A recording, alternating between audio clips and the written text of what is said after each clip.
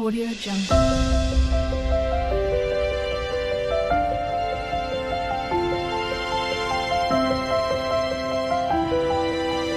Audio Jungle. Hi ನಮಸ್ತೆ, ಎಲ್ಲರೂ ಹೇಗಿದ್ದೀರಾ? ಇವತ್ತಿನ ವಿಡಿಯೋ ಟಾಪಿಕ್ ಏನಂದ್ರೆ, ಹಿಂದೂ ಧರ್ಮದಲ್ಲಿ ಈ 11 ಕನಸುಗಳನ್ನು ನೋಡುವುದು ಅಂದ್ರೆ ಅದನ್ನ ಅತ್ಯಂತ ಮಂಗಳಕರ ಕನಸು ಅಂತ ಪರಿಗಣಿಸಲಾಗುತ್ತೆ. ಹಾಗಾದ್ರೆ ಬನ್ನಿ, ನಮಗೆ ಶುಭ ಸುದ್ದಿಯನ್ನು ನೀಡುವಂತಹ ಅದ್ಭುತವಾದ ಮತ್ತು ಮಂಗಳಕರವಾಗಿರುವ ಕನಸುಗಳು ಯಾವುದು ಅಂತ ಇವತ್ತಿನ ವಿಡಿಯೋದ ಮುಖಾಂತರ ತಿಳಿಯೋಣ. ಮೊದಲನೇದಾಗಿ, ಸೂರ್ಯ.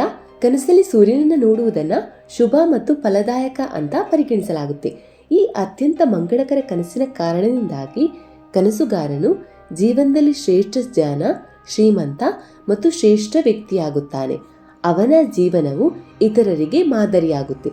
ಭಗವಾನ್ ಸೂರ್ಯನಾರಾಯಣ ಕನಸಲ್ಲಿ ಕಾಣಿಸುವುದು ಅಂದ್ರೆ ಜೀವನದಲ್ಲಿ ಹೊಸ ಉದಯವನ್ನ ಇದು ಸೂಚಿಸುತ್ತೆ. ಎರಡನೆಯದಾಗಿ, ಸಮುದ್ರ ಅಥವಾ ಸಾಗರ. ಕನಸಲ್ಲಿ ಸಮುದ್ರ ಅಥವಾ ಸಾಗರವನ್ನು ನೋಡುವುದನ್ನು ಕೂಡ ತುಂಬಾ ಮಂಗಳಕರ ಕನಸು ಅಂತ ಪರಿಗಣಿಸಲಾಗುತ್ತೆ. ಈ ಕನಸನ್ನ ಶ್ರೇಷ್ಠ ಕನಸು ಅಂತಾನೆ ಕರಿಬಹುದು. ಇಲ್ಲಿ ಸಮುದ್ರವು ಕ್ಷೀರಸಾಗರವನ್ನ ಸಂಕೇತಿಸುತ್ತೆ.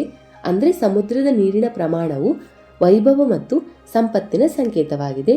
ಹಾಗಾಗಿ ನೀವು ಈ ಕನಸನ್ನ ನೋಡಿದ್ರೆ ನಿಮ್ಮ ಜೀವನದಲ್ಲಿ ಬಹಳಷ್ಟು ಸಂಪತ್ತನ್ನ ಪಡೆಯುತ್ತೀರಾ ಅಂತ ಅರ್ಥ. ಆದ್ರೆ ನೀವು ತುಂಬಾ ಜೋರಾಗಿ ಬರುವಂತಹ ಅಲೆಗಳು ಅಥವಾ ಚಂಡಮಾರುತವನ್ನು ನೋಡುವುದು ಅಂದ್ರೆ ಅದನ್ನ ಕೆಟ್ಟ ಕನಸು ಅಂತ ಹೇಳ್ಬಹುದು.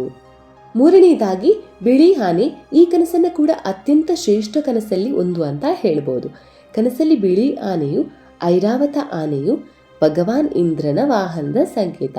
ಇದು ಅತಿಯಾದ ಸಂಪತ್ತಿನ ಸಂಕೇತ ಕೂಡ ಹೌದು.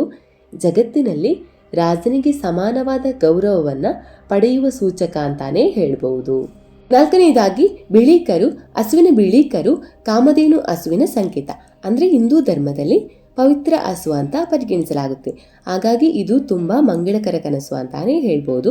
ಇದರ ಪರಿಣಾಮವಾಗಿ ನೀವು ಜೀವನದಲ್ಲಿ ಯಾವುದಕ್ಕೂ ಕೂಡ ಕೊರತೆ ಇಲ್ಲದೆ ಬದುಕುತ್ತೀರಾ ಅಂತ ಅರ್ಥ. ಐದನೆಯದಾಗಿ, ಗಾಯತ್ರಿ ಮಂತ್ರ ಪಠನ. ಕನಸಲ್ಲಿ ಗಾಯತ್ರಿ ಮಂತ್ರವನ್ನ ಪಠಿಸುವುದು ಅಥವಾ ಕೇಳುವುದು ಅತ್ಯಂತ ಶ್ರೇಷ್ಠ ಮತ್ತು ಪ್ರಯೋಜನಕಾರಿ ಕನಸುಗಳಲ್ಲಿ ಒಂದಾಗಿದೆ. ಕನಸಲ್ಲಿ ಗಾಯತ್ರಿ ಮಂತ್ರವನ್ನ ನೋಡುವ ಅಥವಾ ಕೇಳುವ ಜನರು ಪಾಪ ಮತ್ತು ದುಃಖಗಳಿಂದ ಮುಕ್ತರಾಗುತ್ತಾರೆ ಅಂತ ಅರ್ಥ.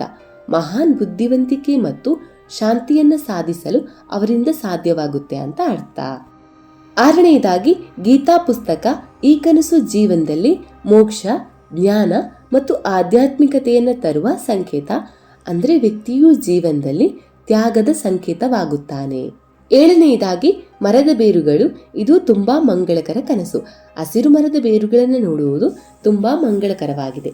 ಅಂದ್ರೆ ಇದು ಕುಟುಂಬದ ಬೆಳವಣಿಗೆ, ಸಂಪತ್ತಿನ ಬೆಳವಣಿಗೆ ಮತ್ತು ಹೆಚ್ಚಿನ ಸಾಮಾಜಿಕ ಮೌಲ್ಯಗಳ ಸಂಕೇತ. ಎಂಟನೆಯದಾಗಿ, ಪಕ್ಷಿಗಳ ಗುಂಪು. ಇದು ಕೂಡ ಒಂದು ದೊಡ್ಡ ಕನಸು.